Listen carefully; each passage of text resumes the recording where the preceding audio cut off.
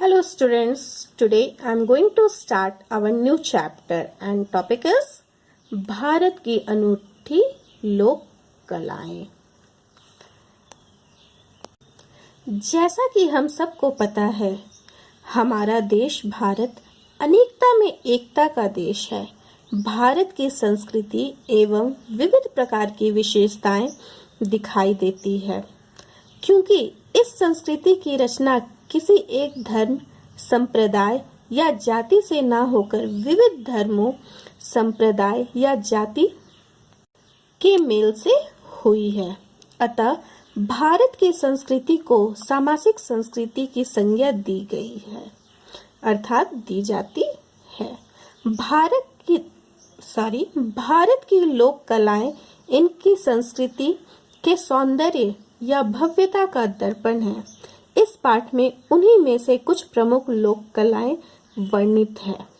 जैसा कि इसमें हम देख सकते हैं कि ये हमारी भारत की लोक कलाएं हैं। आइए अब पाठ शुरू करते हैं। भारत की सामाजिक सांस्कृतिक विरासत और सदियों से क्रमिक रूप में से विकास कर रही परंपरा की झलक देश भर में निर्मित हस्तशिल्प की वस्तुओं में भरपूर रूप से दिखाई देता है। हस्तशिल्प का मतलब होता है हाथों से बना हुआ सामान। इन वस्तुओं को तैयार करने वाले परंपरावादी कारीगरों की सांस्कृतिक पहचान का दर्पण है। युगों से भारत के हस्तशिल्प जैसे कश्मीरी ऊनी कालीन, जरी की कढ़ाई किए गए वस्त्र मतलब कपड़ा, पक्की मिट्टी, टेराकोटा और मृत्तिका भांड, चीनी मिट्टी के बर्तन, जो हम चीनी मिट्टी के बर्तन अपने घर में भी देख सकते हैं, कप होते हैं, प्लेट होते हैं, के उत्पाद, रेशम के वस्त्र आदि ने अपनी विलक्षणता को कायम रखा है। इन शिल्पों में भारतीय संस्कृति का जादुई आकर्षण है, जो इनकी अन्यता, सौंदर्य, गौरव और विशिष्टता का विश्वास दिलाता है। भारतीय हस्तशिल्प को 3 श्रेणियों में विभाजित किया जा सकता है: लोक शिल्प, आध्यात्मिक शिल्प और वाणिज्य शिल्प। लोक शिल्प यानी हाथों से का हुनर, हैंडीक्राफ्ट। आध्यात्मिक, आत्मा संबंधी, परमात्मा के संबंध में चिंतन मनन करना। तथा वाणिज्य शिल्प, कॉमर्शियल। इन 3 श्रेणियों में से आज हम लोक शिल्प, लोक कला और जनजातीय कला के बारे में पढ़ेंगे। आइए शुरू करते हैं। भारत के हर प्रदेश में कला की अपनी एक विशेष पद्धति है, जिसे लोक कला के नाम से जाना जाता है।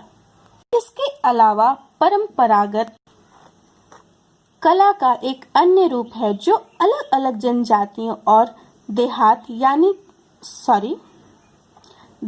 यानी गांव के लोगों में प्रचलित है। इसे जनजातीय कला के रूप में वर्गीकृत किया गया है।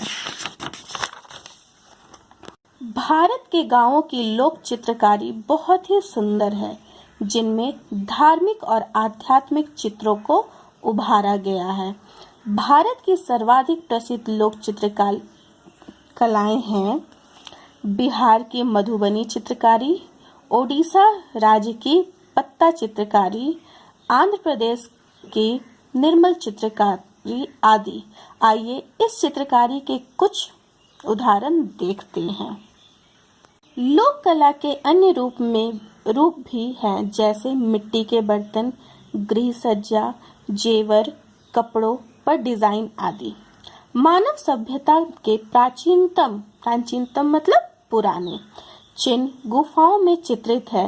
इसी परंपरा ने आगे चलकर विभिन्न चित्रकला शैली को जन्म दिया है, जैसे तंजावुर कला, मधुबनी चित्रकारी, वारली चित्रकला, पत्ता चित्रकारी, राजस्थानी लघु चित्रकारी।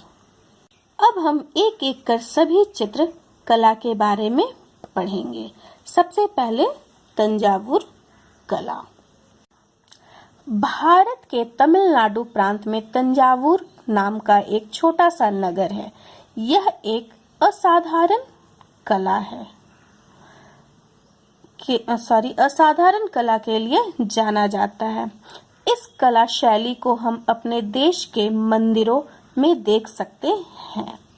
इस शैली का जन्म 18वीं शताब्दी के तंजावुर प्रांत में मराठों के शासन में हुआ। उस काल में इस कला का भरपूर विकास हुआ।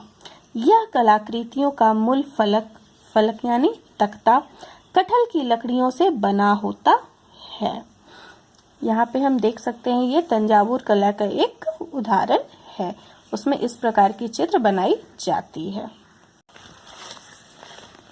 तंजावुर चित्रों के विषय में धार्मिक और पौराणिक कथाओं से लिए जाते हैं। अधिकतर चित्रों में नवनीत कृष्ण के दर्शन होंगे, जिनमें वे रत्नों और आभूषणों से सजे हाथ में माखन लिए मुस्कुरा रहे हैं। एक और दृश्य श्री राम राज्याभिषेक का है, जो सर्वाधिक लोकप्रिय है।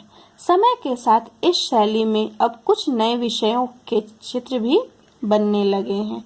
रत्नों और सोने की बारीक कारीगरी के कारण वे कलाकृति बहुमूल्य होती है।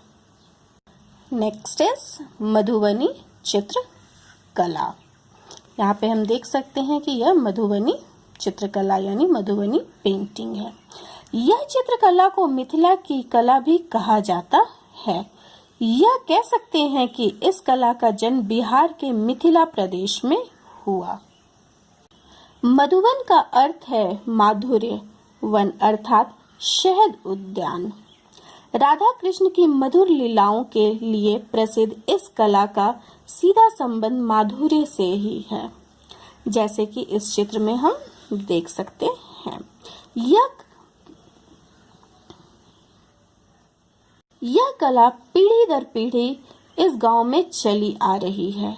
आमतौर पर इस प्रदेश की औरतें चित्रकारी करती है, लेकिन बढ़ती हुई मांगे यानी इसका प्रचलन इतना ज्यादा हो गया है, इसकी मांग इतनी ज्यादा हो रही है कि इसमें पुरुष भी इससे जुड़ गए हैं। इस चित्रकारी में भारतीय पौराणिक अवतारों की झलक इसमें स्पष्ट दिखाई देती है। बांस, फूल, कमल, लताएं और स्वास्तिक धन्य धान की समृद्धि के लिए शुभ मानक चिन्ह चित्रित किए जाते हैं।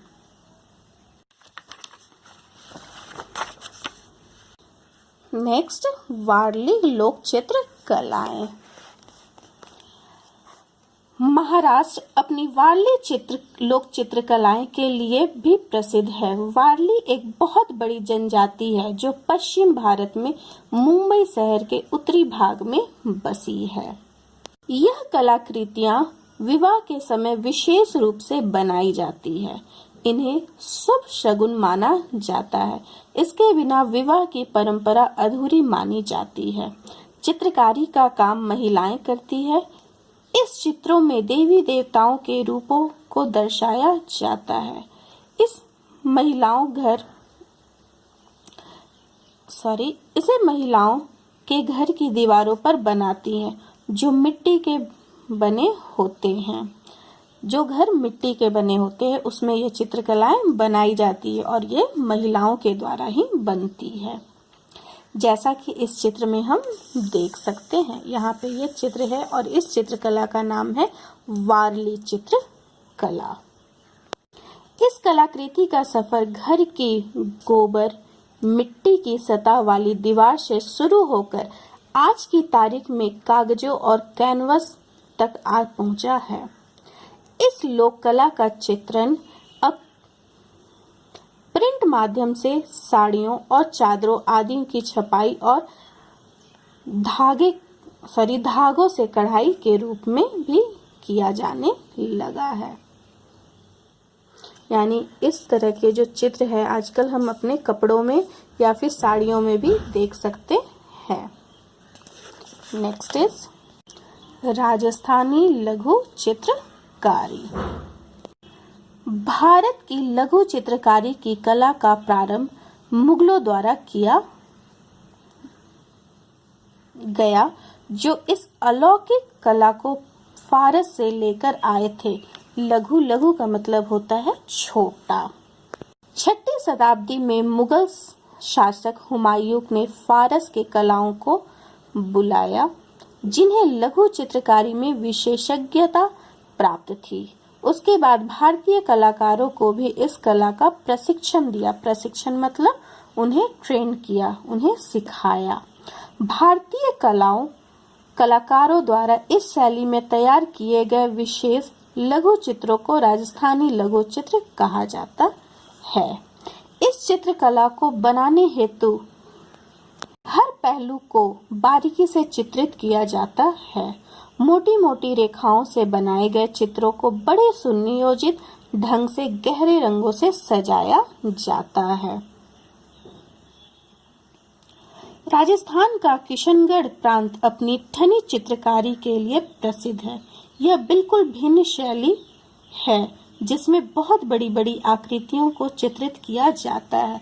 इस चित्र में हम देख सकते हैं यह राजस्थानी लघु चित्रकारी है।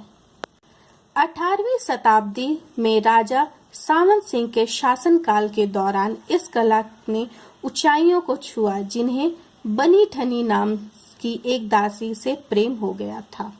उन्होंने अपने कलाकारों को आदेश दिया कि कृष्ण और राधा के प्रतीक के रूप में उनका और उनकी प्रेमिका का चित्र बनाएं।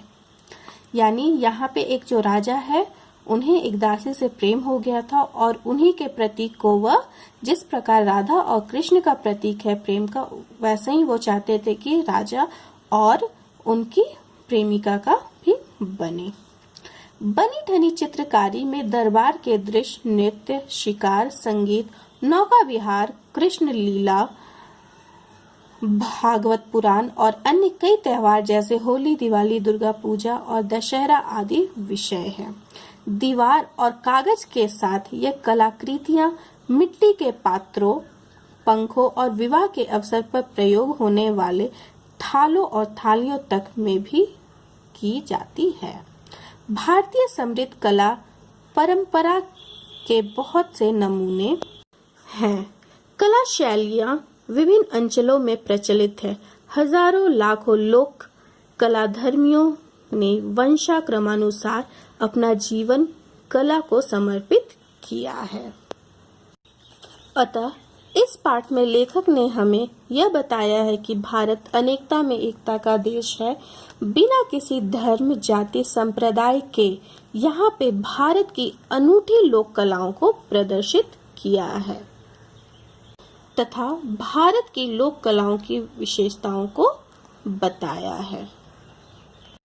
इस पाठ को आप लोग दोबारा पढ़ेंगे। पढ़ने के बाद इन प्रश्नों के उत्तर आप अपनी नोटबुक में लिखोगे और इन प्रश्नों के उत्तर आप लोग बुक में ही करोगे।